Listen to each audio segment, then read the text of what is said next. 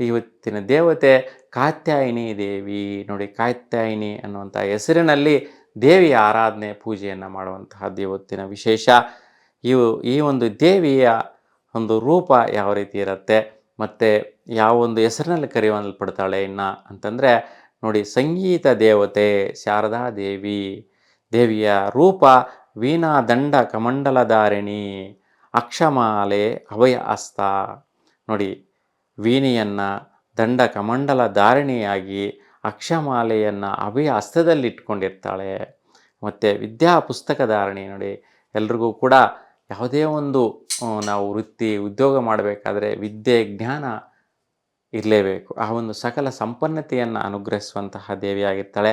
ಮತ್ತು ಸಂಗೀತವನ್ನು ಆರಾಧನೆ ಮಾಡುವಂತಹ ದೇವತೆ, ಸಂಗೀತ ಧಾರಣೆಯಾಗಿ ಇರುವಂತಹ ರೂಪ ಕಾಣಿಸ್ಕೊಳ್ಳುತ್ತೆ. ಇನ್ನು ದೇವಿಯ ವರ್ಣ ಹಸಿರು ಬಣ್ಣದ ವಸ್ತ್ರದಿಂದ ಈ ಒಂದು ದೇವಿ ಅಲಂಕೃತಳಾಗಿರ್ತಾಳೆ. ಇನ್ನು ದೇವಿಯ ವಾಹನ ಸಿಂಹ ವಾಹನದ ಮೇಲೆ ದೇವಿಯ ಒಂದು ರೂಪ ನಾವು ನೋಡಬಹುದಾಗಿರುತ್ತೆ ಇವತ್ತಿನ ದಿನ. ಇನ್ನು ಅನುಗ್ರಹ ಏನೆಲ್ಲ ಅನುಗ್ರಹಿಸ್ತಾಳೆ ಈ ಒಂದು ಭಕ್ತಾದಿಗಳಿಗೆ ಅಂತಂದರೆ, ನೋಡಿ, ಎಲ್ಲ ರೀತಿಯ ವಿದ್ಯೆಗಳನ್ನು ಅನುಗ್ರಹಿಸುವಂತಹ ದೇವತೆ ಮತ್ತು ದೇವಿಯಿಂದ ಪ್ರಕಾಶಮಾನವಾದಂಥ ಬೆಳಕು ಕತ್ತಲೆಯನ್ನು ತೊಲಗಿಸುವ ರೀತಿಯಲ್ಲಿ ಬರುತ್ತೆ ಅಂತ. ನೋಡಿ, ಕತ್ತಲು ಅನ್ನುವಂತಹದ್ದು ಅಜ್ಞಾನ. ಸೊ ಅಜ್ಞಾನದಿಂದ ಕೂಡಿರ್ತಕ್ಕಂತಹ ಮನುಷ್ಯನ ಜೀವನದ ಕತ್ತಲೆಯನ್ನು ಹೊರದೂಡುವಂತಹ ಒಂದು ಬೆಳಕು ಈ ಒಂದು ದೇವತೆ ಅನುಗ್ರಹಿಸ್ತಾಳೆ.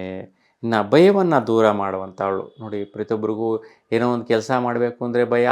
ಜೀವನದಲ್ಲಿ ಏನೋ ಒಂದು ಸ್ಥಳಕ್ಕೆ ಹೋಗಿ ಬರಬೇಕಾದ್ರೆ, ಉದ್ಯೋಗ ಮಾಡಬೇಕಾದ್ರೆ, ಒಂದು ಬಿಸ್ನೆಸ್ ಮಾಡಬೇಕಾದ್ರೆ, ಯಾವುದೋ ಒಂದು ವ್ಯವಹಾರದಲ್ಲಿ ಗೆಲ್ಲಬೇಕು ಅಂತಂದರೆ ಪ್ರತಿದಿನದ ಒಂದು ಯುದ್ಧದ ರೀತಿಯಲ್ಲಿ ಜೀವನ ನಡೆಸುವಂತಹದ್ದಿರುತ್ತೆ. ಭಯದ ರೀತಿಯಿಂದ ಜೀವನ ನಡೆಸುವಂತಹದ್ದಿರುತ್ತೆ.